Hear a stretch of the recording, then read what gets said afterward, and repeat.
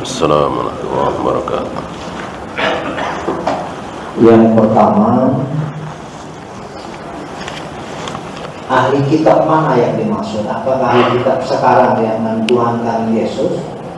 Yang pertama, yang bisa sembelih. Yang kedua, atau Buddha-Buddha yang kamu miliki, apakah langsung bisa bersetubuh begitu atau menikah dulu dengan Buddha?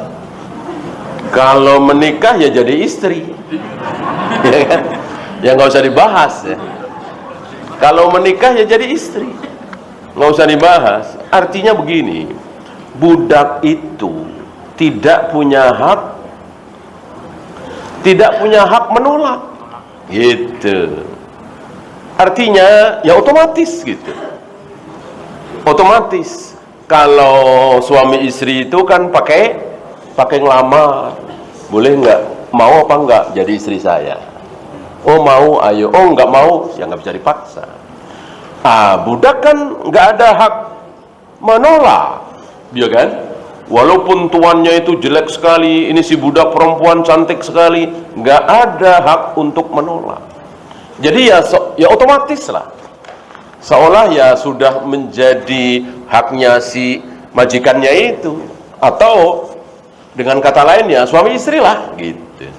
Tapi tanpa akad nikah, tanpa ijab qabul, karena ijab qabul itu kan mau sama mau. Sementara ini nggak mungkin nggak mau gitu. Kemudian tentang ahlul kitab, yang mana saya balik nanya, ahli kitab sekarang ini dengan ahli kitab zaman Rasulullah sama apa beda? Ahli kitab di zaman Nabi sudah mengatakan Allah punya anak apa belum? Sudah. Makanya Al-Quran itu turun, ya. Laqad kafaral ladzina qalu inna Allaha salisun salasa. Sungguh telah kafir orang yang mengatakan Tuhan itu ada tiga. Karena orang-orang Nasara di zaman Nabi, bahkan di sebelum Nabi lahir, sudah mengatakan seperti itu. Sama dengan sekarang kan, bahwa ada perbedaan tentu, ya, tapi prinsipnya sama. Orang Nasara di zaman Nabi sudah kafir apa belum? Sudah mengatakan Tuhan ada tiga, sudah mengatakan Nabi Isa atau Yesus anak Tuhan, gitu. Tambah satu Pak, Ya.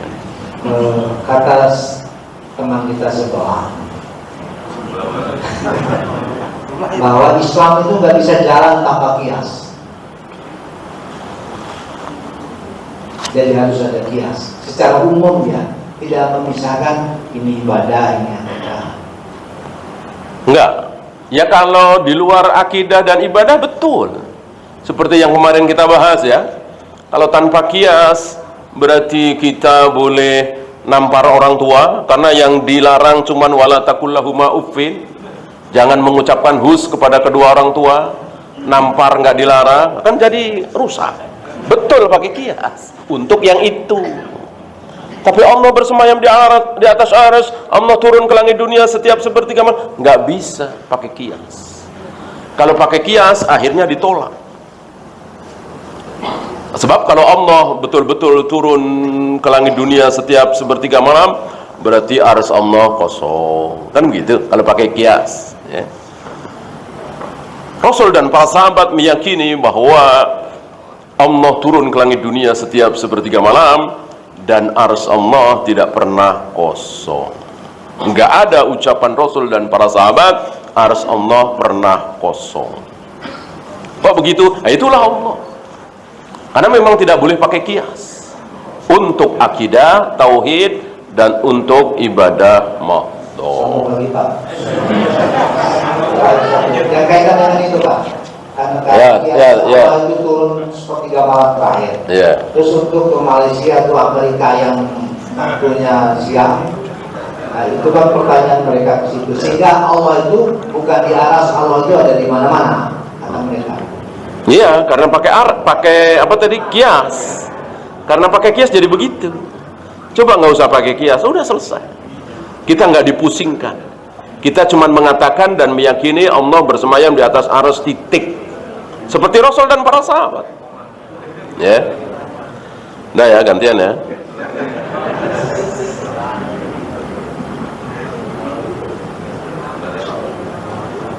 Saya pernah membaca di Fathul Bari bahwa di masa Umar bin Khattab taraweh 23. Ini yang didoifkan oleh Imam Malik kemarin, ya.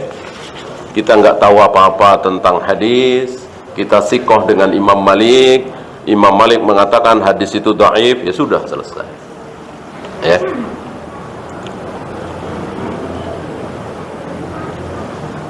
Jika waktu adzan maghrib di masjid dekat rumah lebih cepat dari aplikasi jadwal sholat di handphone, kita ikut yang mana? Mana yang kita sikoh, ya. Kadang-kadang di satu masjid atau musola kecil suka apa ya? Suka telat, suka lebih dulu. Berarti kan kita nggak sikoh. Yang kita sikoh, kalau kita tidak bisa melihat tenggelamnya matahari. Kalau kita bisa melihat langsung tenggelamnya matahari, mungkin kita berada di pantai barat misalnya, ya sudah, patokan itu. Azan atau belum, ketika kita melihat korsus syams, bulatan matahari itu sudah tidak terlihat, betul-betul sudah tenggelam, maka itu sudah maghrib. Jika sholat memakai baju yang ada lambang agama lain, sahkah sholatnya? Apa misalnya? Salib. Tentang sholat insya Allah sah, tapi haram, ya. Mana dalil? Adi bin Hatim. Adi bin Hatim kan mantan Nasara.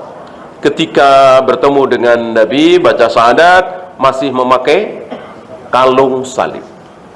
Oleh Nabi disuruh lepas. Tentu kalung salib ini sekedar contoh. Artinya lambang-lambang lain, Buddha, Hindu, Konghucu dan lain-lain, semuanya haram. Jadi bukan cuman salib.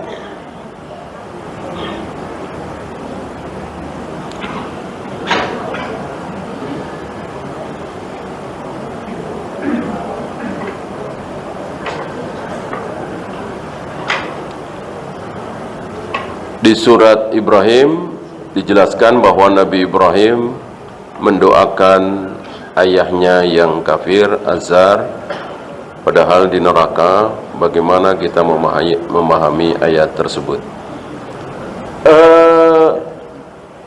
Sudah ada penjelasan di ayat berikutnya atau di ayat lain, ya. Wa makana istighfaru Ibrahim li abihi. Permohonan ampun Nabi Ibrahim kepada ayahnya itu cuman sekedar janji, karena sudah janji gitu. Artinya sekali saja dan tidak diulang lagi, dan beliau yakin ayahnya tetap kekal di neraka. Ya. Jadi ini tidak bertentangan dengan larangan Allah kepada Nabi alaihi salatu wassalam mendoakan ampun ayah ibunya Abu Thalib, gitu ya.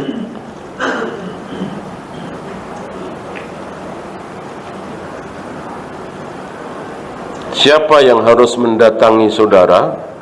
Apakah saudara yang miskin mendatangi yang kaya, atau yang kaya harus mendatangi yang miskin? Nggak ada ketentuan seperti itu, ya. Yang mendatangi duluan itu yang lebih baik. Yang mendatangi duluan itu yang lebih baik. Mungkin yang kaya akan lebih baik kalau dia mendatangi duluan. Kan biasanya yang miskin ada rasa minder atau apa, ya. Kalau yang kaya mendatangi duluan lebih bagus. Tapi aturan seperti itu tidak ada, ya. Yang ada kan salam, ya. Yang datang menyalami yang didatangi, yang jalan menyalami yang duduk, yang berkendara memberikan salam duluan kepada yang berjalan, dan seterusnya. Maka jangan dibalik, ya. Ketika antum didatangi orang, jangan ngasih salam. Tunggu yang mendatangi itu ngasih salam, antum jawab. Nah, ini dikiaskan, ini boleh kias nih. Kan bukan ibadah mahdhah, bukan akidah. Ini dikiaskan dengan nelpon. gitu. Maka sunnahnya yang memberikan salam duluan, yang menelpon apa yang ditelepon? Tentu yang menelpon. Oleh karena itu ketika antum ditelepon seseorang siapapun, walaupun ayah, ibu, antum jangan memberikan salam duluan. Antum buka ya bu, ya ayah, lalu ayah atau ibu assalamualaikum, antum jawab. Ya, sunnahnya seperti itu. Salamnya mobil itu pakai knalpot. Oh enggak, salam tuh assalamualaikum. Salam salam dindin. Ya. Bukan, itu bukan salah. Iya enggak, itu bukan salah. Kecuali ngasih kode, misalnya supaya nyingkir atau kode apa ya, makasih barangkali ya. Kalau salam enggak bisa disimpulkan salamnya mobil pakai klakson. Kesepakatan para sopir.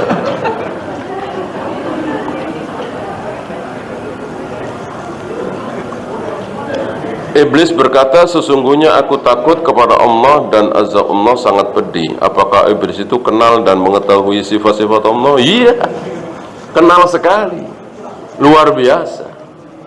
Tahu, lebih tahu dari kita barangkali. Ya, iblis itu kan nggak terkena syubhat. Kalau iblis terkena syubhat, bahaya, goda orang, ya kan? Goda supaya apa misalnya ya, supaya jangan tahlilan, padahal tahlilan sesat. Tentu iblis tahu tahlilan sesat, muludan sesat, maka digoda supaya tahlilan, supaya muludan, supaya sholawat naria. Kalau iblis nggak tahu, ya salah goda. Jadi iblis itu berilmu. Ilmunya dipakai untuk menjerumuskan manusia ke neraka. Kalau iblis bodoh, kalau iblis terkena syubhat, ya bisa salah goda. Iya kan?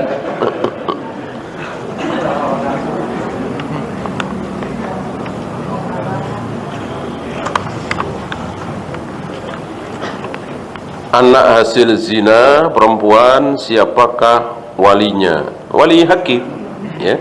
Karena ayahnya saja kan tidak sah. Ayahnya saja kan tidak sah. Abul mani, padahal dari mani dia, tapi tetap tidak sah. Apalagi abangnya, apalagi pamannya, dan seterusnya, lebih tidak sah lagi. Ya, maka satu-satunya wali yang memungkinkan adalah wali hakim. Ya.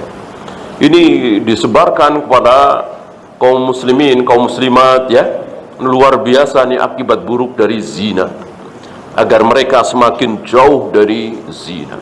Karena betul-betul merusak nasab. Nasab jadi rusak, serusak-rusaknya.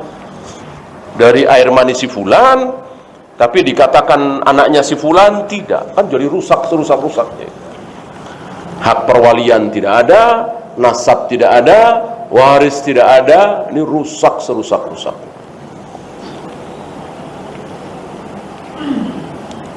Bagaimana hukum ceramah di antara salat tarawih dan witir? Sama, ini tidak ada contoh dari Nabi alaihi salatu wassalam, dan waktu tersebut adalah waktu untuk ibadah.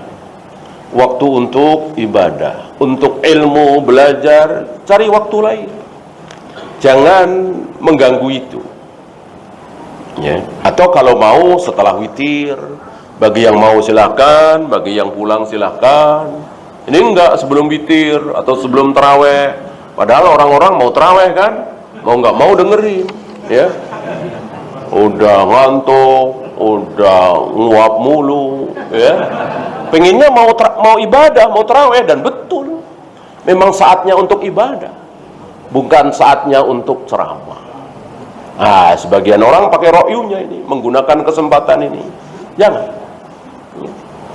Kalau baik tentu sudah dilakukan oleh Rasul dan para sahabat. Enggak ada contoh Rasul dan para sahabat mencontohkan ceramah di sela-sela taraweh, tidak ada.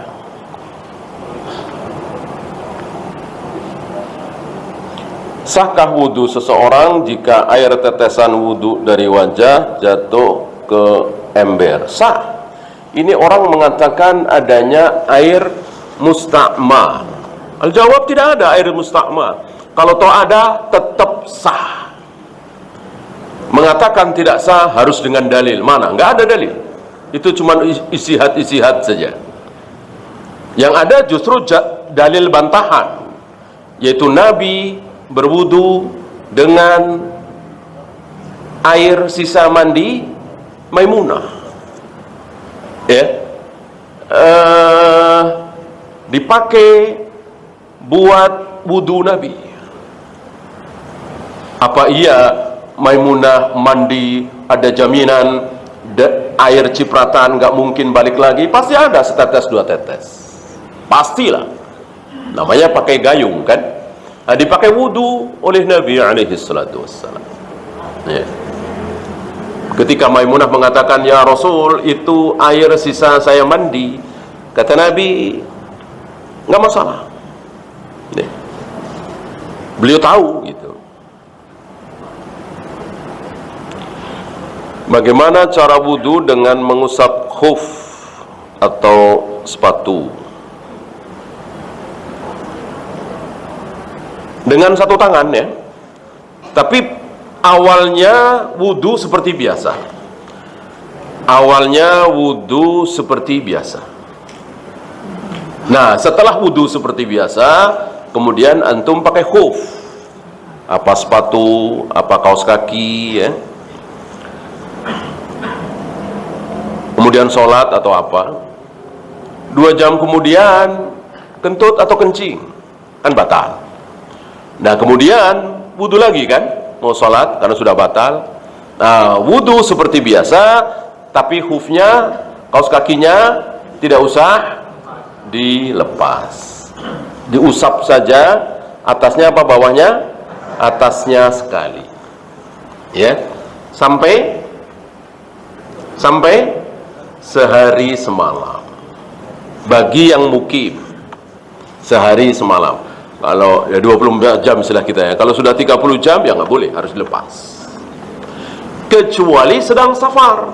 Kita di Surabaya misalnya, kita di Madinah misalnya, itu boleh berapa?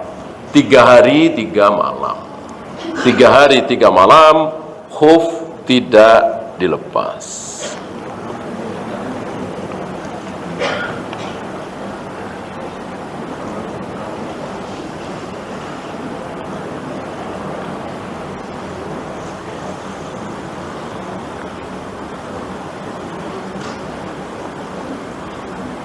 Sebelum pelaksanaan Qiyamul Lail, DKM Masjid mengumumkan bahwa imam sholat akan membacakan ayat yang panjang.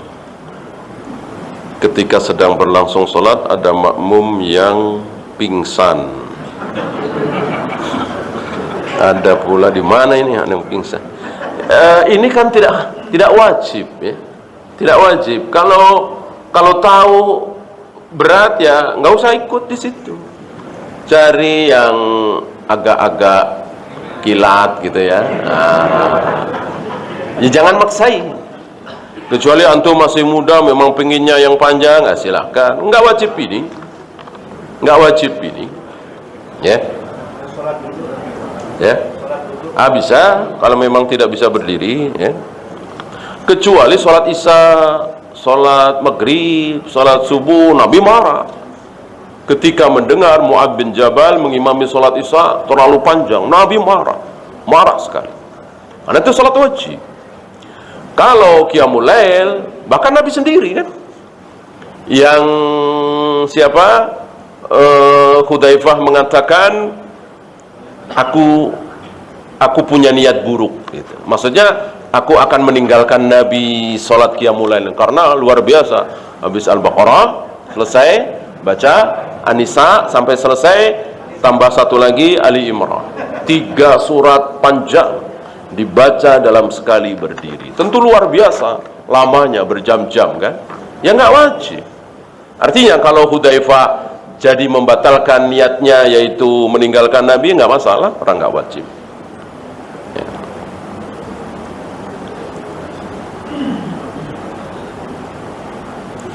apakah keputusan yang kita buat itu adalah keputusan Allah walaupun pada akhirnya menyesali? Ya, bahkan kehendakan, wa ma tasyauna illa ayyasha Allah rabbul alamin. Setiap kali kalian berkehendak, itulah kehendak Allah. Jadi nggak mungkin kita melakukan sesuatu, menghendaki sesuatu beda dengan kehendak Allah. Kehendak apa? Kauniyah. Insyaallah ini ada di pelajaran tauhid, wabil khusus tentang takdir. Ya, itu saja kita akhiri. Subhanakallahumma bihamdika asyhadu an la ilaha illa anta astaghfiruka wa atubu ilaik. Assalamualaikum warahmatullahi wabarakatuh.